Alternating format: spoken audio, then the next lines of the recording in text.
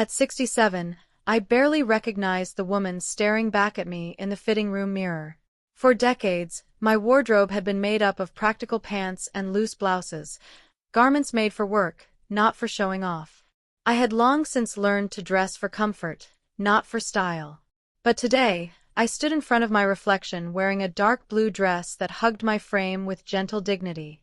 A dainty brooch, far more expensive than anything I'd usually spend in 6 months, glimmered at the collar. The dress wasn't flashy, but it spoke softly of grace. "It suits you very well, Mrs. Thorndyke," the store assistant said warmly, smoothing the folds. "The color sets off your eyes beautifully." I gave a quiet nod. I wasn't used to compliments, certainly not ones that felt sincere. But today I wanted to believe them. I was preparing for the wedding of my only son, Lion. In 2 weeks, he would be marrying his Pauline. And though our relationship had grown complicated over the years, I wanted to look dignified, poised enough to stand quietly in the crowd and still be worthy of notice. "I'll take it," I said, turning back to the stall to change. While the cashier processed the purchase, I found myself gazing out the storefront window at the afternoon traffic crawling along Wilmington Street. How odd it seemed to realize that in all my long life, I'd never left this town. I opened my first laundromat here. I buried my husband here. I raised my son here. And now Lion's wedding, perhaps the last milestone I'd witnessed before the pages of my life turned quiet, was unfolding here too. I left the store with the bag in hand and returned to my old Toyota parked out back. It was just past 2 p.m. My next stop was a 3 o'clock appointment with Pearl Weddings, one of those sleek planning agencies operating out of the new business centers on the city's edge. Their office was spacious and minimal, white walls adorned with glossy photos of glowing couples and their fairy tale moments. A pleasant young woman named Carrie met me at the reception and led me into a conference room. "Hello again, Mrs. Thorndyke," she said brightly. "We've prepared all the paperwork you requested." She spread the folders out in front of me, each page itemizing some part of the upcoming celebration. "Are you still certain you want your participation to remain confidential?" she asked gently. "Yes," I replied, firm and quiet. That had always been the condition. Lion and Pauline couldn't know that I was covering most of the wedding's costs. They believed the bride's parents were handling everything. Carrie tilted her head slightly, clearly puzzled. This sort of arrangement didn't happen often. Usually, parents vied for the spotlight, eager to boast of their generosity. But I wasn't doing this for pride. "My son and I have a complicated relationship," I explained, though she hadn't asked. "He wouldn't accept the money directly from me. He'd see it as undermining his authority in front of his fiancée." I didn't share the full story. I didn't tell her how, after my husband's death 16 years ago, I had single-handedly built a business and raised my boy. I didn't mention how, after Lion left for college, he began to feel ashamed of his roots, ashamed of me. How over time he'd grown distant, his voice more clipped, his visits more rare. How he began to see me not as his mother, but as a symbol of everything he had risen above. And when I sold my laundromat chain 5 years ago for a comfortable sum, suddenly he returned, polite, present, curious. But it wasn't me he was interested in. It was what I now had. "Everything will be confidential, just as agreed," Carrie assured me. "Here's the breakdown: banquet, venue, photographer, decorations, musicians." I reviewed each sheet carefully. It was a staggering amount, over $80,000. But I could afford it. Lion was my only child, and despite everything, I wanted his wedding to be perfect. "Just a reminder," Carrie said as she handed me the final form. "If the wedding is cancelled less than a week before the event, we can't issue a full refund." "I understand," I said, signing my name. "But no one is going to cancel this wedding." I had no idea then how cruelly ironic those words would become. The next 2 weeks passed quickly, and during that time, Lion never called. Not once. No message, No invitation. I hadn't even received an official RSVP, but I was sure it was some oversight. After all, what kind of man wouldn't invite his own mother to his wedding? The morning of the big day dawned bright and golden. I rose early, took a long shower, and carefully styled my still thick, though now fully gray, hair. I slipped into the dark blue dress, dabbed on a little makeup, and placed a generous honeymoon gift, a check in a cream envelope, into my purse. The venue was the Belvedere Hotel, the most luxurious in Wilmington. I parked in the lot among the sleek black sedans and imported cars. For a moment, I hesitated. Maybe I should have taken a cab instead of pulling up in my aging Toyota. But no, that was foolish. I had always been a practical woman. I wasn't about to change now. Inside, the lobby buzzed with laughter and polite chatter. Guests in tailored suits and elegant gowns moved about in clusters. I scanned the room for a familiar face but found none. Most of the attendees appeared to be from Pauline's world, friends and relatives I had never met. Over the years, Lion had kept me firmly on the margins of his life. "Grandmother!" a joyful voice called behind me.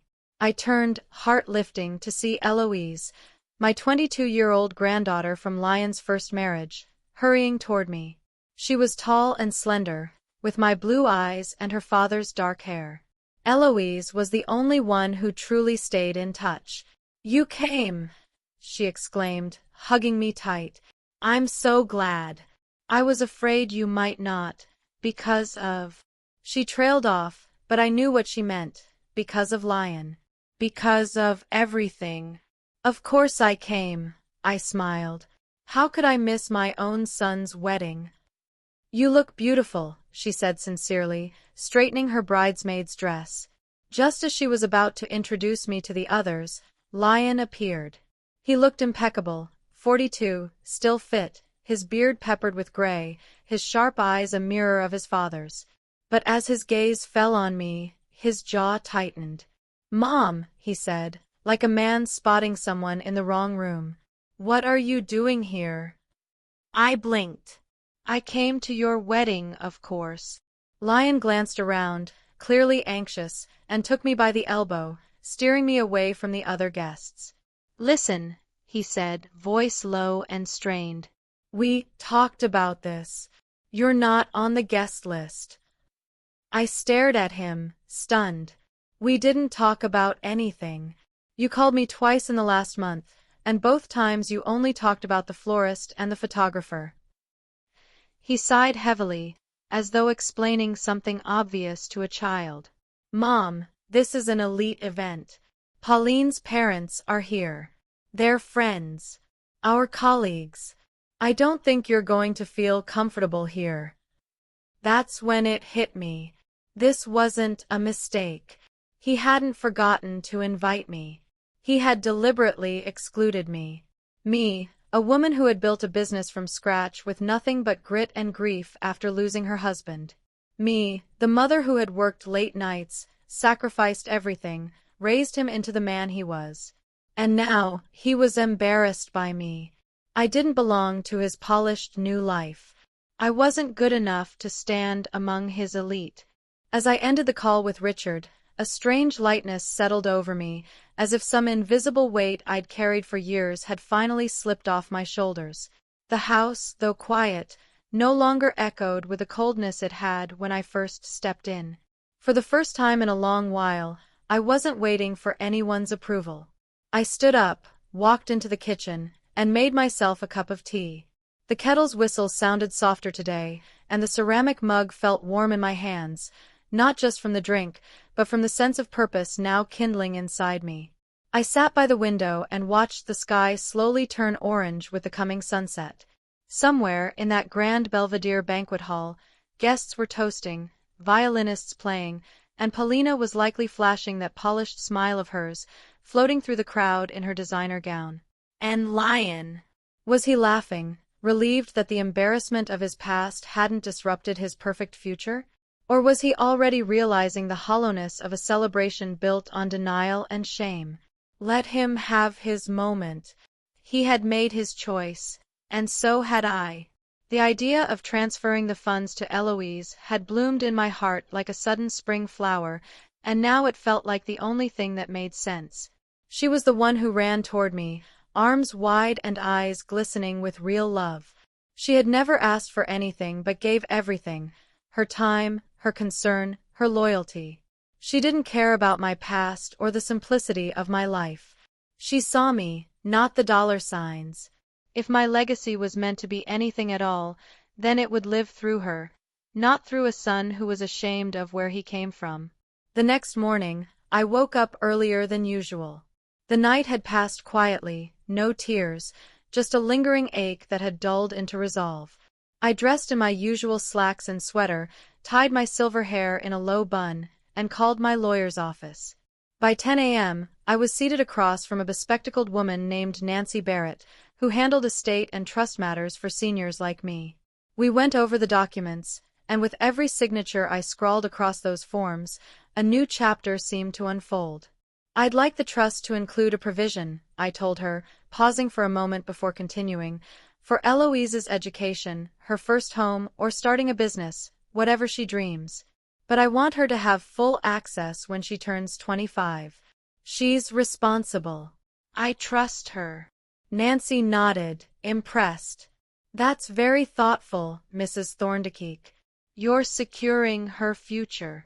No, I said softly, smiling to myself.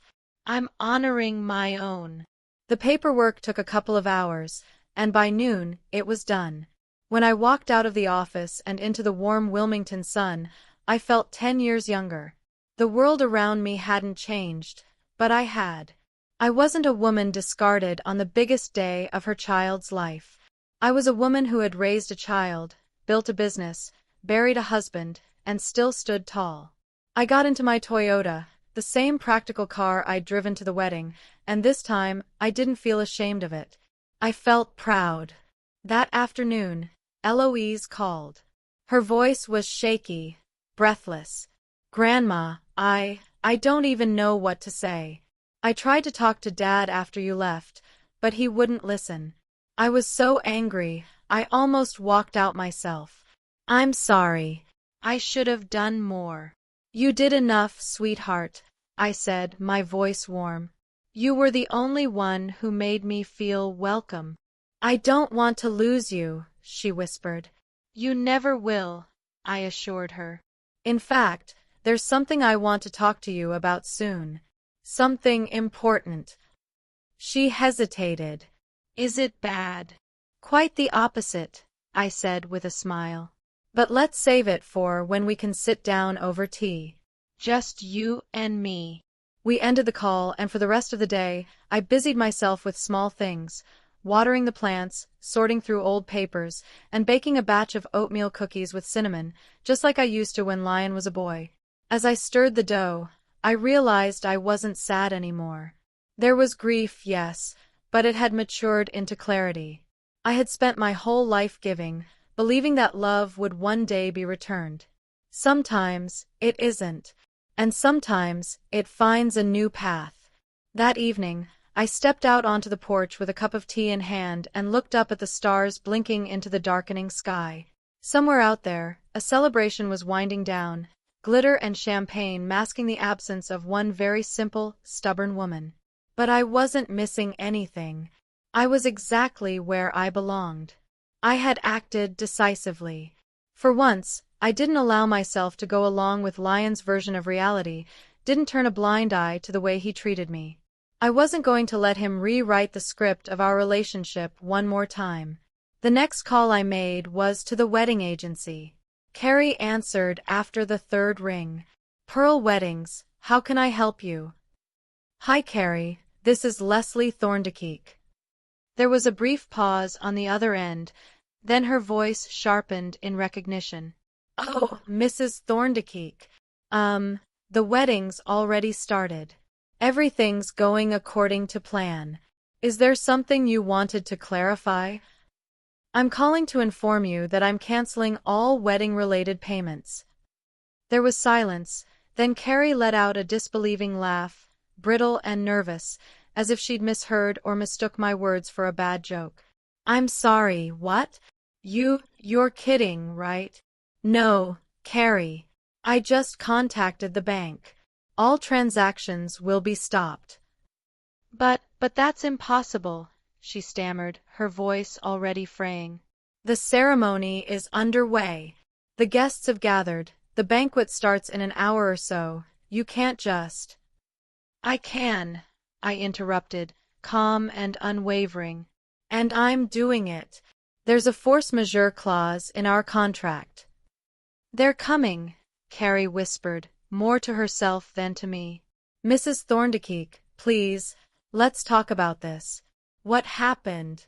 Maybe we can find a solution. There is a solution, Carrie. The payments have been cancelled. But the vendors, the site, it's going to be a scandal, she said, panic rising in her voice now. Not my problem, I replied coolly. I could almost feel her trying to collect her thoughts on the other end, scrambling to salvage the event. Okay. I have to inform the bride and groom. Go ahead, I said in a steady voice. Tell them their sponsor withdrew funding. But they think the bride's parents paid. Carrie blurted out. How do I explain? That's not my concern. I paused deliberately. But you can tell them the truth.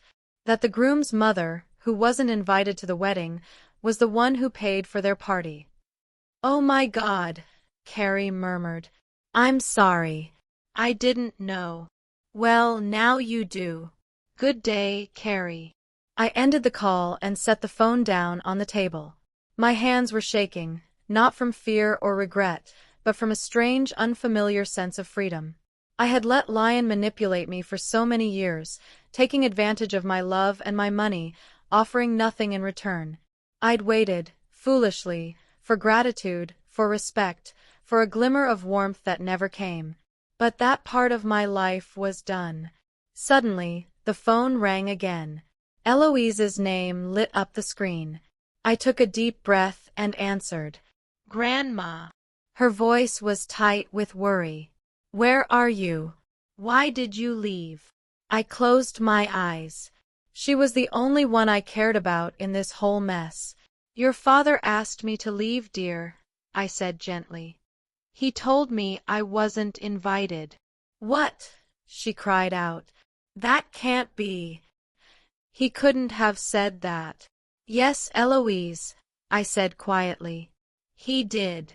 There was a muffled sound of voices behind her, people talking, music faintly playing.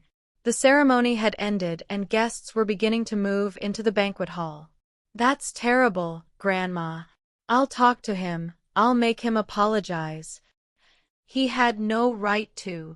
Don't, sweetheart, I interrupted softly. Don't spoil your evening. Have fun. Dance. Enjoy the moment. What party? Her voice broke with tears. How can I enjoy anything when I know you've been treated like this? It's not fair. There's a lot of unfair things in life, dear. This isn't the first, and it won't be the last. There was a long pause, and then she whispered, Something strange is going on here. The hotel manager is arguing with Papa and Paulina about something. They seem really upset. I didn't respond. That meant Richard had already acted, and the payments were blocked, or Carrie had broken the news to the organizers. Either way, the ripples of my decision were already beginning to disturb the surface. Grandma, are you here? Eloise asked, her voice tight with concern. Yes, sweetie. Listen, whatever happens tonight, remember, I love you. And nothing's going to change that. You're scaring me, she said with a nervous laugh. You sound like you're saying goodbye. No, of course not, I said, managing a smile. I just want you to know you can always count on me. Always. I know, Grandma. I love you too. There were voices calling for her in the background. I have to go, she said quickly. I think some problems with the banquet are starting. I'll call you back later, okay? Of course, darling. Go.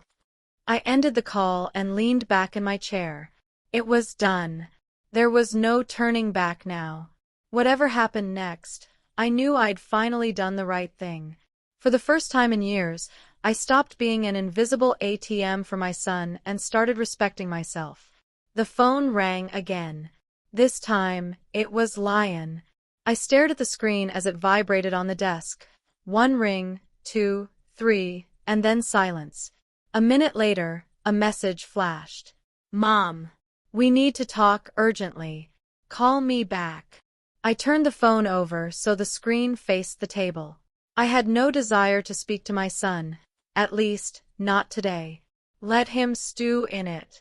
Let him sit with the fallout of his own arrogance and cruelty.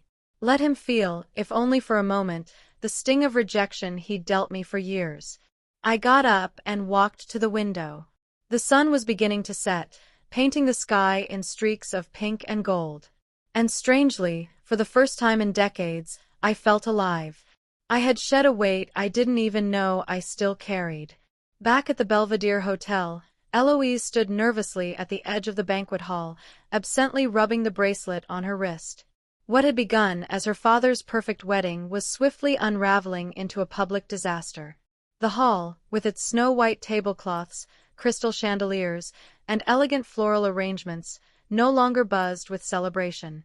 Instead, confusion and tension filled the air. In a corner, her father was locked in a heated argument with a hotel manager, a short, round man in a stiff navy suit.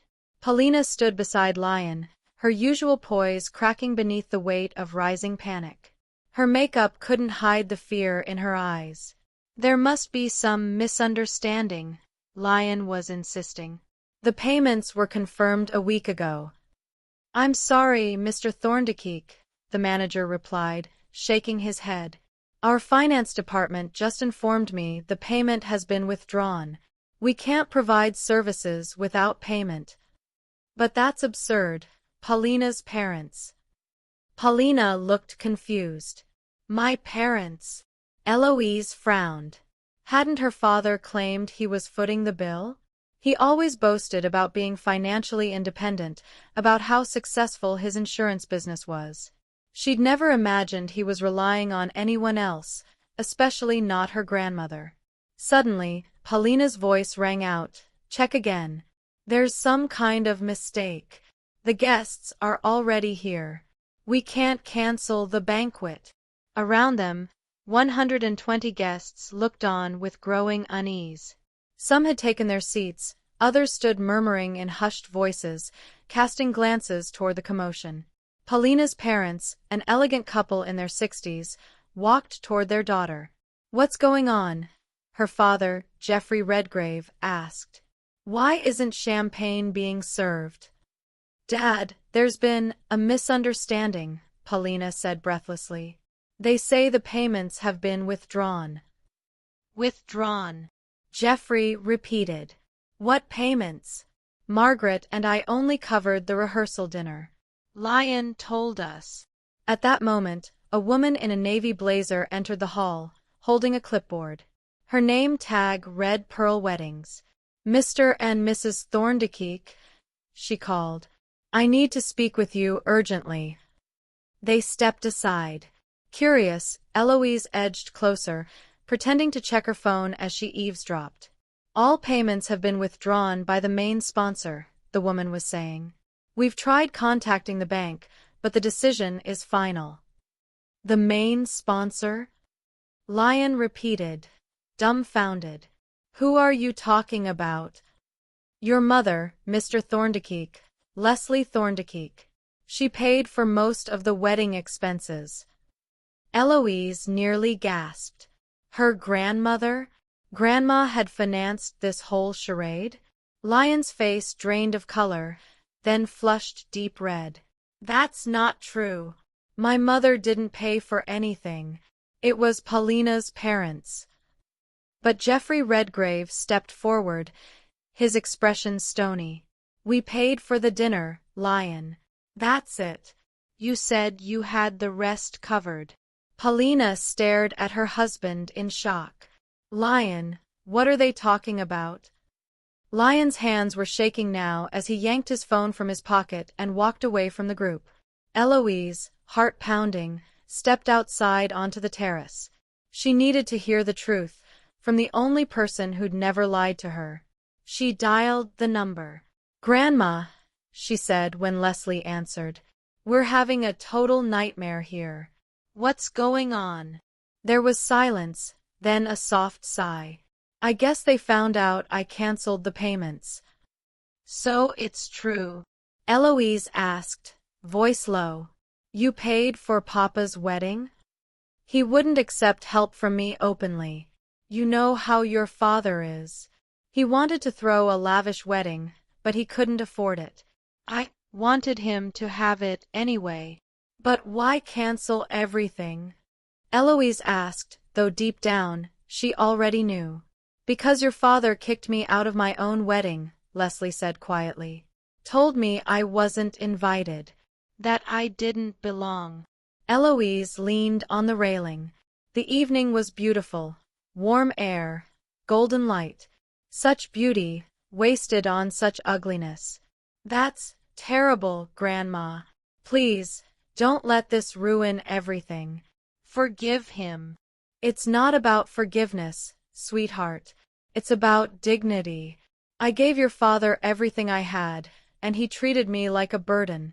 Not good enough. Never good enough." Inside, through the glass, chaos erupted. Workers packed up flowers and cutlery. Guests looked around in stunned confusion. "Grandma, the place is falling apart. It's a nightmare." "I'm sorry you're caught in the middle," Leslie said gently. "It's so humiliating," Eloise murmured. "All the guests watching. Paulina's crying, and Papa's losing it." "Sometimes lessons are hard," Leslie said softly. "But they're necessary." Eloise saw her father dialing again, poking at his phone in frustration. "He's calling you," she said. "I can see that," Leslie replied. And this time, she let it ring. For the 5th time in the last half hour, the phone buzzed again. "I wouldn't answer it. He won't calm down until he talks to you," Eloise said softly, hovering near the doorway. "Let him cool down first," I told her, voice steady. "It won't do any good to talk to him like this." Eloise gave me a worried glance before disappearing back into the hallway. The situation was unraveling fast, spinning into chaos before our eyes. The hotel manager now stood near the entrance, voice clipped and firm, demanding that guests vacate the banquet room if the outstanding bill wasn't paid within 30 minutes. Paulina's parents looked stunned, caught between embarrassment and growing outrage. Jeffrey Redgrave, Paulina's father, was pointing an accusatory finger at Lion's chest, shouting something I couldn't quite make out. "Grandma," Eloise's whisper returned on the phone, "Paulina's parents are fighting with Daddy now. Apparently, he told them he was paying for everything himself. They didn't even know you were co-financing the wedding." Her words pierced me like cold steel. "Your father never missed an opportunity to look more successful than he really was," I said bitterly. "He always wanted to impress the right people."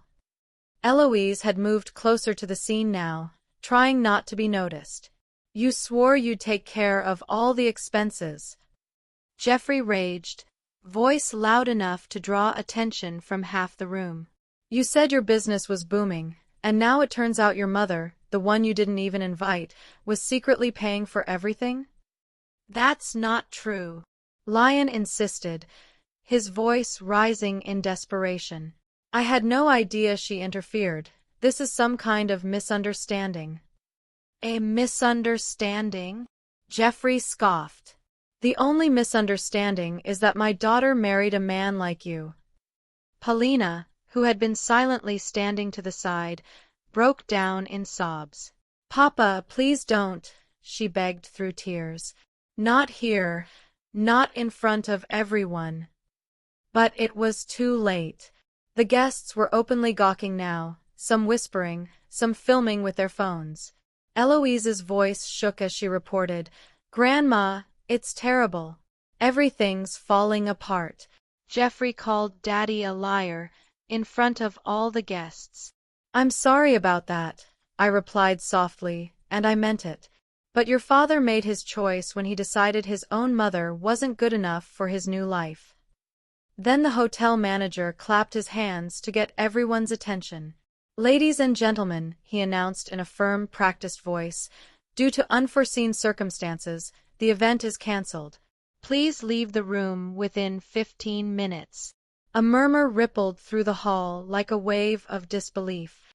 Guests began gathering their things. Some approached the stunned newlyweds, offering awkward words of sympathy or confusion. Eloise watched as Paulina, her face hidden in her hands, fled the room with her mother. Lion stood alone, confused, humiliated, powerless. They've cancelled the banquet, Eloise murmured into the phone. They're asking everyone to leave. I understand, I told her quietly. You go too, dear. You shouldn't stay there. What about Daddy? She asked, hesitant. I can't just leave him like this. You're a good daughter, Eloise. More kind than he deserves, I said, my voice thick with emotion. But sometimes people have to deal with the consequences of their actions on their own. She paused. I could hear the weight of that moment holding her breath captive. She was torn, conflicted. He was her father after all, and no matter how angry she was, seeing him so defeated must have been painful. Then Lion noticed her and marched over, his face twisted in anger. Are you talking to her? He barked, jabbing his finger toward the phone. Let me talk to her. Eloise instinctively took a step back. Dad, now's not the time. Give me the phone, he demanded, his voice nearly a shout. Grandma, Daddy wants to talk to you, she said quickly into the receiver. He's very angry. I hear you, I answered. Don't give him the phone if you don't want to. But if he insists, I'm ready. Before she could decide, Lion yanked the phone from her hands. Mom, he yelled into it. What the hell have you done?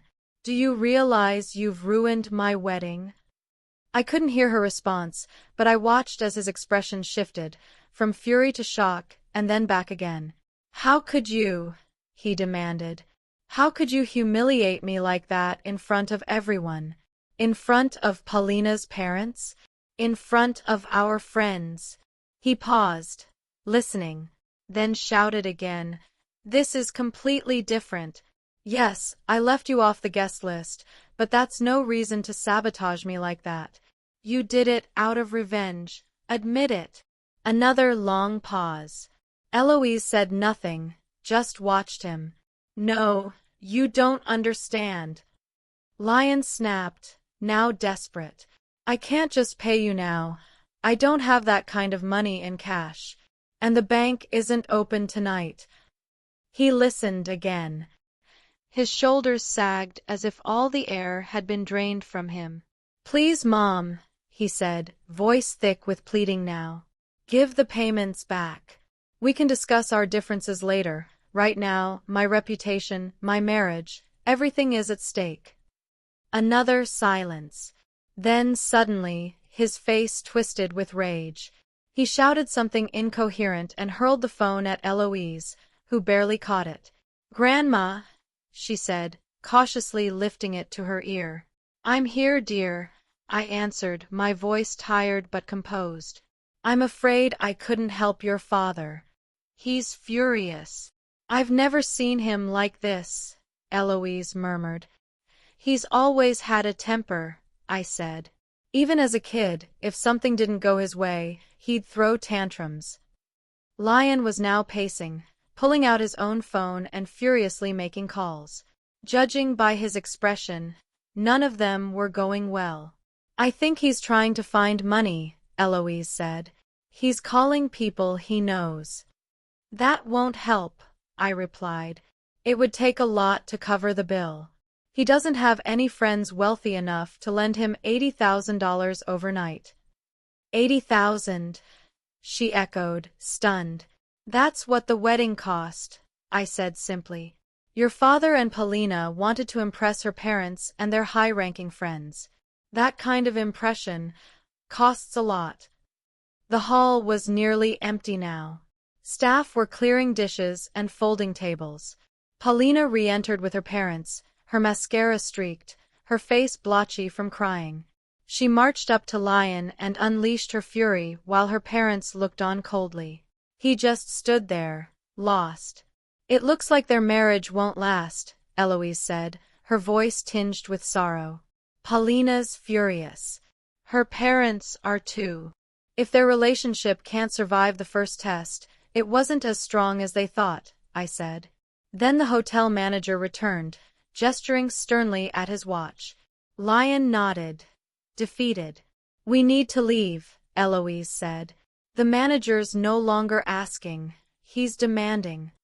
Where are you staying? I asked. Do you have a place tonight? Yes, she said. I have a room here.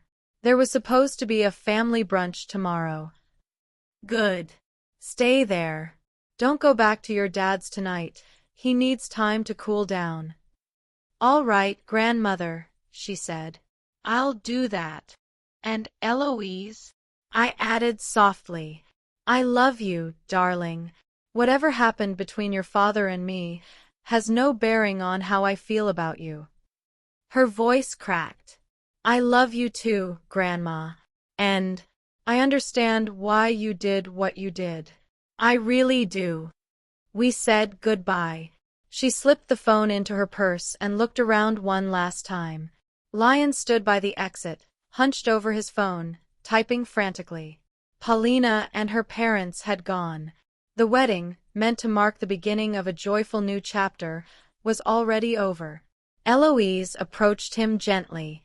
Papa, she said, let's get out of here.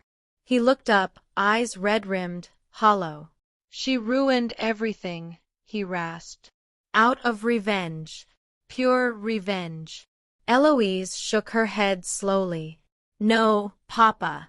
You ruined everything, when you kicked your own mother out of your wedding.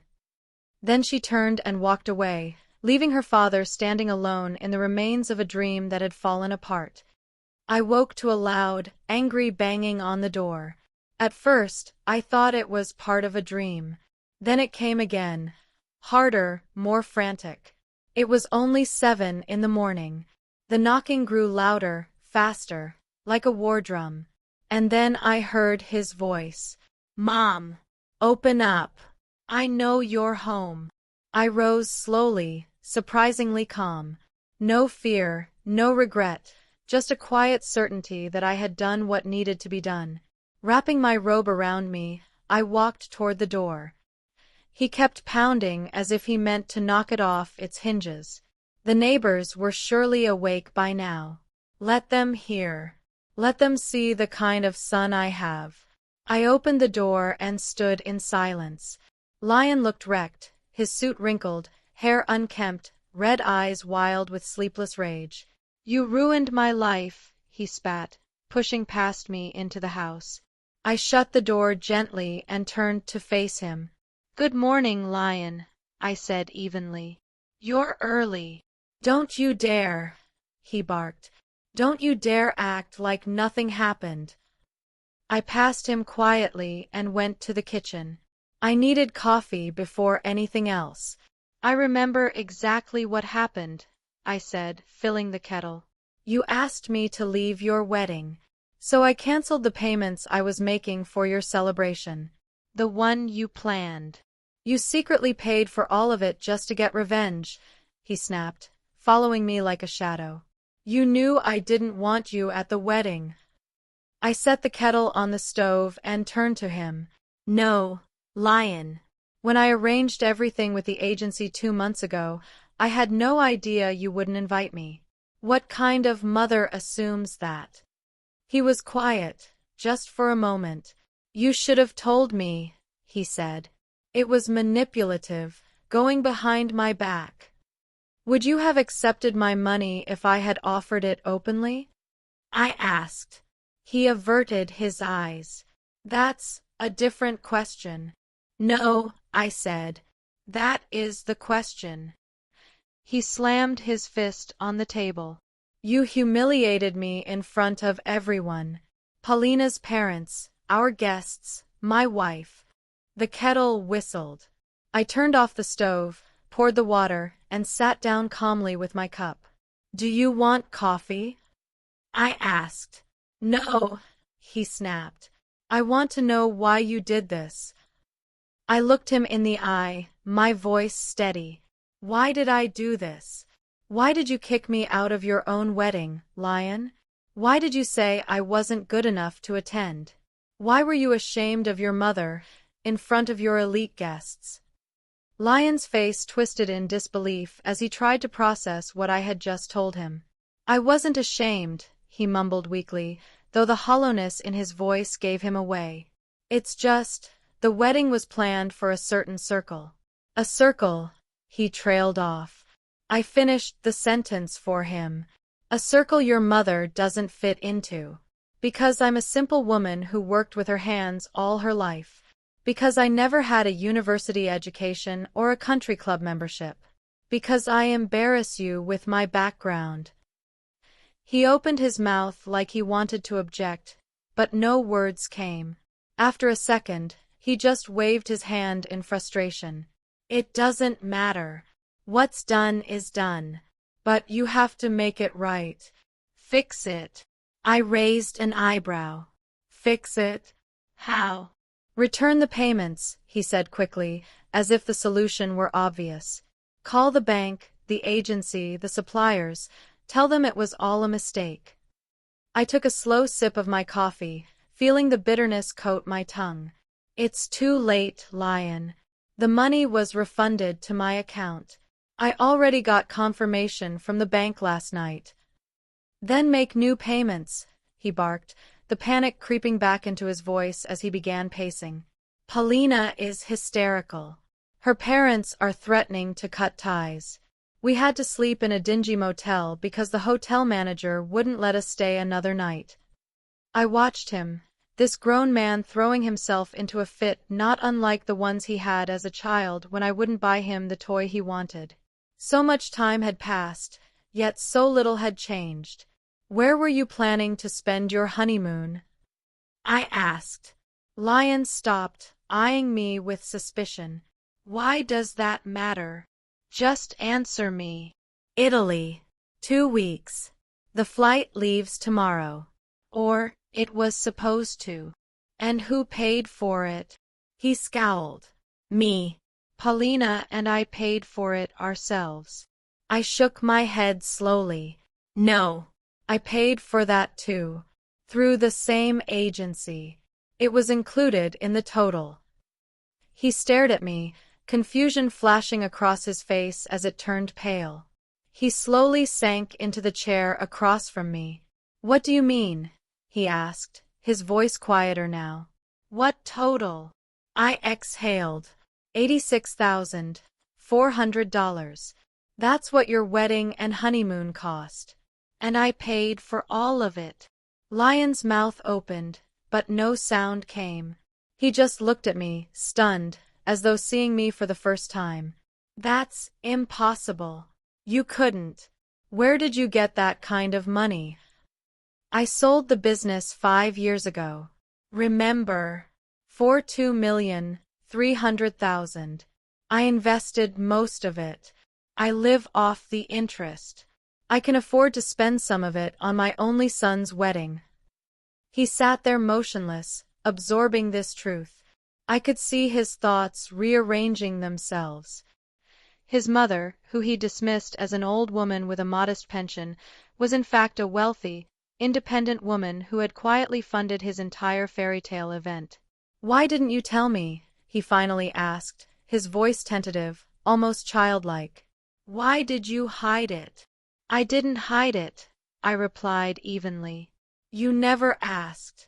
You only ever came to me when you needed something, like that startup you begged me to invest in. $200,000. No clear plan. Just trust me, Mom. I chose safer paths for my money. And as you can see, I didn't fail. He looked down, the fire in him dimming. For a moment, I saw something else behind his eyes. Not love, not regret, but maybe respect. As though he were seeing me not as the woman who raised him, but as someone with her own mind, her own life, her own worth. But it didn't last. Within moments, the calculating look returned. He leaned forward, softened his voice, put on that tone I'd heard 100 times before, the one reserved for when he wanted something. "Mom," he said gently, "I get it. I was wrong. I should have invited you. I see that now. But please, don't let this be how our marriage starts. Think of Paulina. It's not her fault.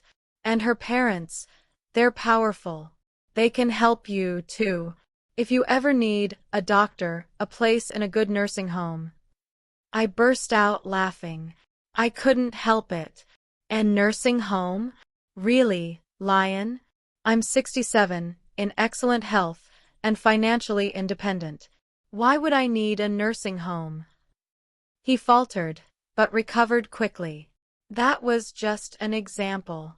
The point is, we'd all benefit if you put the money back. We can redo the dinner, with you there. I'll invite you myself.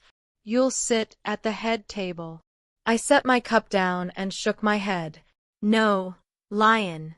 The money won't go back into your wedding." His expression twisted again, the charm melting into fury. "What do you mean, no? You can't just say no. This is my life, my reputation. I've already made arrangements," I said calmly. "The money is going to Eloise. I opened a trust in her name last night. $80,000 for her education, college, grad school, maybe even a PhD if she wants it. She's only 22. Her life is just beginning." He stared at me in disbelief. You can't do that. That money was meant for my wedding." "It was meant for your happiness," I corrected. "But you made it clear your happiness didn't include me. So I found a better use for it." He leapt to his feet, red-faced and fuming. "You're doing this to punish me. You want to ruin my life out of spite." I rose too, meeting his fury with calm. "No, Lion. I'm doing this because for the first time in years, I've chosen to respect myself. I spent so long allowing you to use me, to overlook the way you ignored me, disrespected me, treated me like a wallet and not a mother. I did it all quietly, hoping someday you'd see me as someone who mattered to you. But yesterday you showed me just how little I meant. You threw me out of your wedding. That wasn't just thoughtless, it was cruel. And I won't let it pass." He stood trembling, fists clenched at his sides. "You'll regret this," he spat. "I swear to God, you will." "The only thing I regret," I said softly, "is how many years I let you treat me like this. But that's over." He began, then stopped, overwhelmed by rage. "What am I supposed to tell Paulina? Her parents? They're waiting for answers."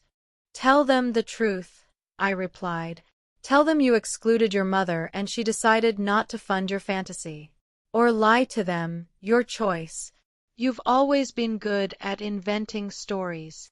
He looked around wildly, picked up a cup from the table and hurled it to the floor. It shattered, coffee grounds splattering across the linoleum. "This isn't over," he growled.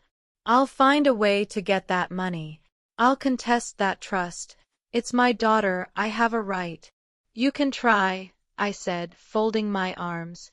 "But the trust is legally impeccable. You taught me to cover my bases, remember?" He stood there for a moment, breathing hard, defeated but still defiant. And I stood taller than I had in years. Not because I had won anything, but because I had finally stopped losing myself. My lawyer made sure of that. The money belongs to Eloise, and neither you nor I can take it. Lion's face contorted with impotent rage. He turned on his heel and stormed toward the exit, knocking everything he could reach off the counter. Salt shaker, sugar bowl, a cheap vase of fake flowers, all crashing to the floor in a mess of broken porcelain and scattered debris. "I don't want to see you any more," he shouted from the doorway, his voice hoarse with fury. "You are not my mother. You've never been a real mother to me." Those words should have pierced me. Once they would have. But strangely, I felt only a cool, steady relief. It was as if the last thread binding me to this toxic cycle had snapped, clean and final. "Goodbye, Lion," I said softly. He slammed the door behind him so hard the glass in the window panes trembled. Moments later, I heard his engine roar to life and the sharp squeal of tires as he tore out of the driveway. I sank into my chair, staring at the shattered cup on the floor. The jagged shards scattered across the linoleum mirrored the state of our relationship, broken, irreparable. But instead of bitterness, a deep, unexpected calm settled in my chest. For the first time in years, I had done what felt right. Not for him. For me. I hadn't twisted myself to fit his expectations. I hadn't bent my dignity to serve his whims. The ringing of the phone pulled me from my thoughts. Eloise's name lit up the screen. "Grandma." Her voice trembled with concern. "Are you okay? Daddy just called." He was furious. "I'm fine, dear," I said gently. "Your father came by. We talked. He's upset, but he'll get over it. He said that you gave the wedding money to me? For my education. Is that true?" A smile pulled at my lips. "Yes, it's true. I've set up a trust fund in your name. The money is there for tuition, college, graduate school, whatever you need. It's yours." "But Grandma," Eloise protested, her voice catching, "that's a huge amount of money. I can't." "You can," I interrupted, softly but firmly. "And it's the best investment I could make. You're a smart, talented young woman. Use that money to build your future, to become independent. That's what I want." She was quiet for a moment. I could hear her breathing, the way someone does when they're holding back tears. "Thank you," she whispered. "But I'm afraid Daddy won't speak to you again after this." "That's his choice," I sighed. "My door is open if he ever decides to treat me with the respect I deserve. But I won't accept neglect and cruelty anymore." "I understand," Eloise said quietly. "I just want you to know, I'm on your side, Grandma.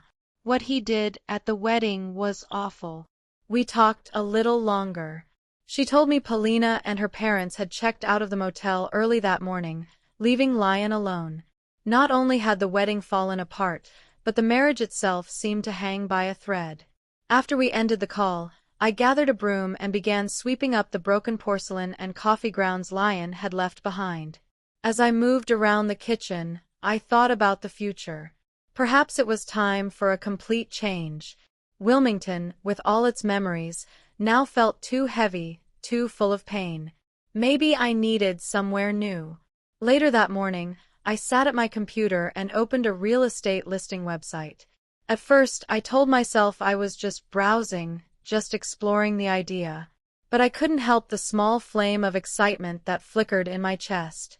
The phone rang again. This time it was Richard from the bank. "Mrs. Thorndyke, I'm calling to let you know the trust fund in Eloise's name has been successfully executed," he said cheerfully. "The paperwork's complete and the money has been transferred. You'll just need to come by the branch to sign the final documents." "Thank you, Richard. I'll stop by this afternoon." He hesitated. "Also, your son called earlier. He was asking about the trust, said it was a mistake." I exhaled, unsurprised. "There's no mistake, Richard. The trust was created entirely on my initiative and is in full accordance with my wishes." "That's what I told him," he said. But he was persistent. He mentioned legal action. "Let him threaten," I replied, my voice calm. "He has no legal ground to challenge how I manage my own funds." We wrapped up the call, and I returned to browsing listings, this time not just houses, but cruise tours, travel packages, senior educational programs. All my life I had dreamed of seeing the world. First, I'd put it off for my family. Then for the business. Then always for Lion. Now I had nothing holding me back. And for once, the idea of living for myself didn't make me feel guilty. Sunlight filtered through the terrace of my new home in Savannah, Georgia. I sat on a wicker chair, sipping ice-cold lemonade, watching magnolias sway in the gentle breeze. It had been 4 months since that disastrous day, the day that turned my life upside down. Those months had flown by in a blur of change. The Wilmington house sold in just 3 days, above asking price, no less. It felt like fate was helping me start over. The hunt for a new place took longer, but when I saw this modest one-story cottage in a quiet Savannah neighborhood, I knew it was the one. Moving at 67 might seem foolish to some. My old neighbors had said as much, muttering about the comfort of the familiar. But I knew better. With most of my life already lived, now was precisely the time to seek change, fresh air, new streets, different voices. I spent my early weeks here building a new life. Bought new furniture, fresh linens, colorful curtains. Nothing from the past came with me. Then I began exploring. Parks, bookstores, museums, cafes. I enrolled in watercolor classes at the local community center, picking up a brush for the first time in decades. My phone buzzed. It was Eloise. She'd sent a photo of her student project, an architectural model, beautifully complex. The caption read, "Got the highest grade. Thanks for the opportunity to attend graduate school, Grandma." I smiled. After the wedding disaster, Eloise had transferred to a master's program in architecture, something she had once thought impossible due to cost. But now, thanks to the trust, she studied freely, without fear. She was the only one from my old life I still spoke to regularly. We called every few days, sent texts and photos. Last month, she flew in to visit for a weekend. We strolled through Savannah's historic squares, sipped coffee, and talked about her studies, my new life. Inevitably, the conversation turned to Lion. "Dad's still mad," she had said, her eyes on her cup. "He doesn't talk about you. But when I mention your name, he stiffens." I nodded. That was no surprise. Lion had never handled forgiveness well, not even as a child. "And Paulina?" I asked. "Did they actually get married?" Eloise wrinkled her nose. "Yes, if you could call it that. It was pathetic." She told me what happened. After the fiasco of the first ceremony, Paulina had been livid. Her parents wanted to call everything off, but Lion somehow convinced them to give him another chance. He promised a more modest but dignified wedding.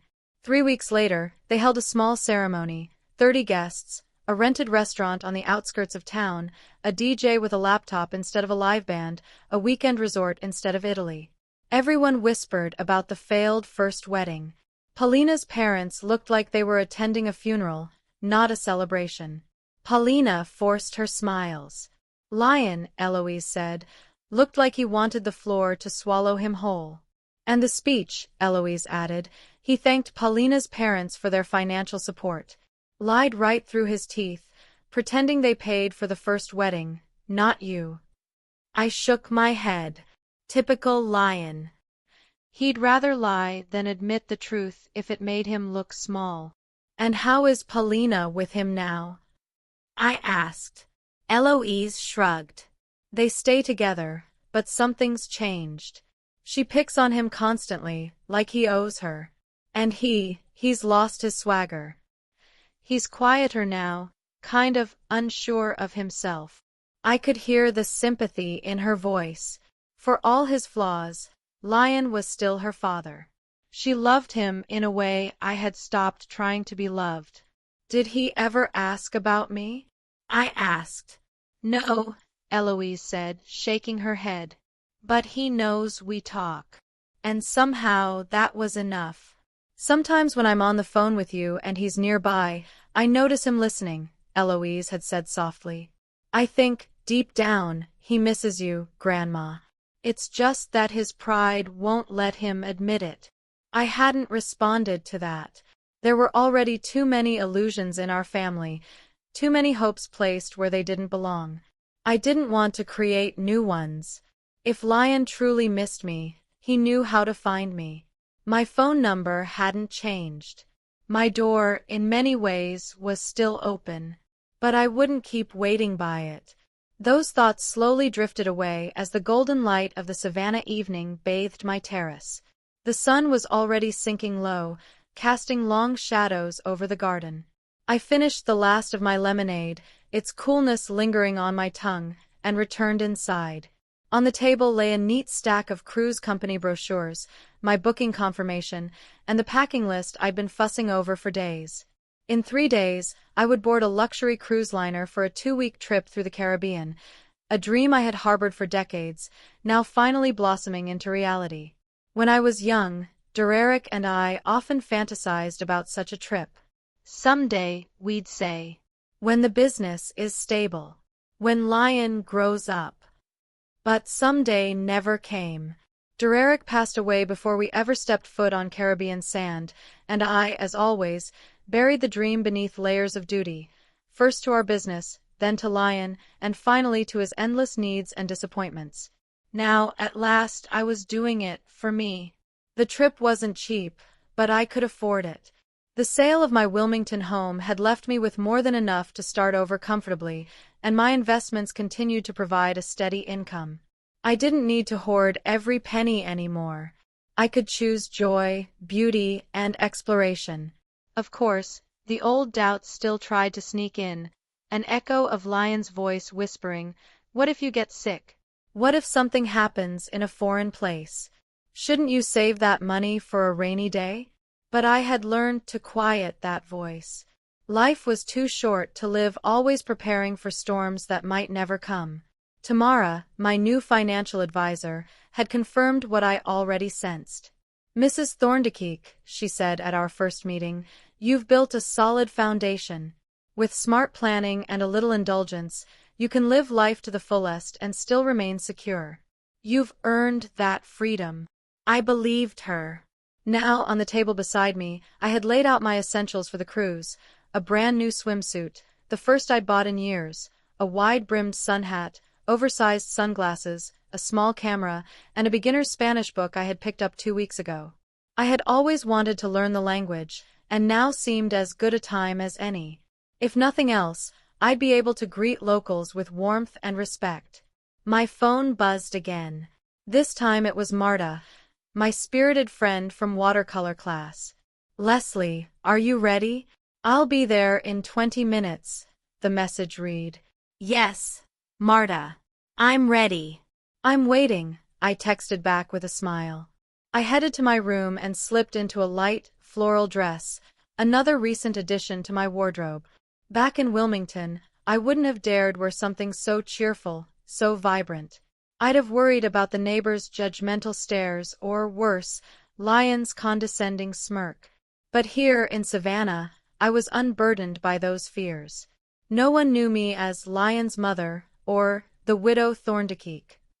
I was just Leslie, a woman rediscovering color, joy, and her own reflection. Marta arrived on the dot, as always. She was a whirlwind of energy, with a cropped haircut and eyes that sparkled with mischief and stories. "Oh, what a lovely dress!" she exclaimed as I opened the door. "You'll turn heads in the Caribbean, I guarantee it." We went to a cozy seafood restaurant just a short walk from my home. Over dinner, we laughed, shared wine, and Marta, who had been to many of the islands I would visit, offered advice. "Be sure to try the local rum in Jamaica," she said with a wink. "And haggle in the markets. It's expected. It's fun." As I listened, taking mental notes, I felt an acute sense of how far I'd come. This life, this evening, would have once seemed fantastical. Me, Leslie Thorndyke, laughing about island rum and bargaining in street markets? Unthinkable. Yet here I was, tasting shrimp grilled in butter and sipping chilled Chardonnay in the company of a new friend. The woman I used to be felt like a distant memory. At some point, Marta asked gently, "And your son?" "Still no contact." I sighed, stirring my glass slowly. Marta knew the broad strokes of my history with Lion, not the finer details, but enough. "No, he hasn't reached out. And I don't expect that to change." "His loss," she replied, without hesitation.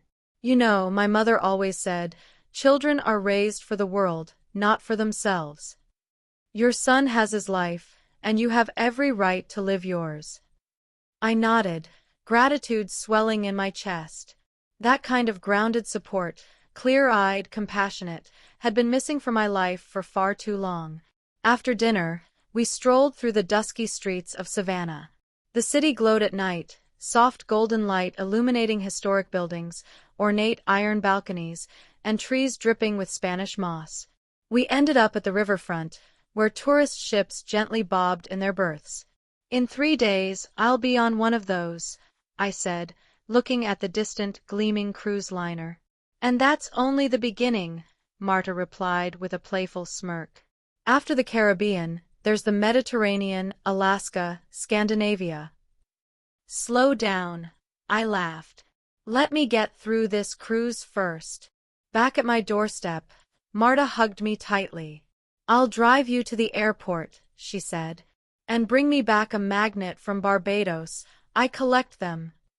"Deal," I smiled, watching her drive off. Inside, I went over my checklist one last time. Everything was in order. My suitcase was packed. My documents were neatly arranged. I sat in the armchair by the window, looking out at the quiet garden bathed in soft streetlight. My thoughts wandered, uninvited, back to Lion. I hadn't heard from him in weeks, but Eloise had filled me in. He'd recently taken a new job, still in insurance, but with a smaller company and a significant pay cut. Paulina wasn't pleased. She considered it a step backward. But Eloise had noted a change in him. "He's quieter now," she said. "Less arrogant. Maybe a little more grounded." Perhaps the wedding debacle had taught him something. Or perhaps I was clinging to maternal hope, desperate to believe that the boy I raised still had a chance to become a better man. Either way, I had let go. For too long, I had defined my worth through his approval, his choices, his needs. That part of my life was over. I reached for the old photo album, one of the few relics I'd kept from Wilmington. I flipped to a picture taken 35 years ago. Me, Dererick, and a toddler-aged Lion, all smiles on a sunny beach. I traced Dererick's face with my fingertip and whispered, "I hope you'd approve. I hope you'd say I deserve this." Tomorrow would be my final day of preparations. Pick up currency from the bank, double-check my travel papers, finalize the packing. And in 3 days, I would stand on the deck of a great ship, watching the coastline fade as an open sea stretched before me. This was the life I had imagined, not one shaped by guilt or obligation, but by choice, courage, and self-love. A life where each sunrise held the promise of something new. New friends, new flavors, new sights, new stories. I stepped out onto the terrace one last time before bed. The Savannah night sparkled with stars. A jasmine-scented breeze danced around me. I closed my eyes and breathed it in. Freedom, hope, healing. "Thank you," I whispered, unsure to whom. Perhaps to fate, perhaps to myself. Thank you for this second chance. At 67, I was finally living the life I had always dreamed of, and there was still so much more to see, to feel, to know. A new life wasn't just waiting. It had already begun.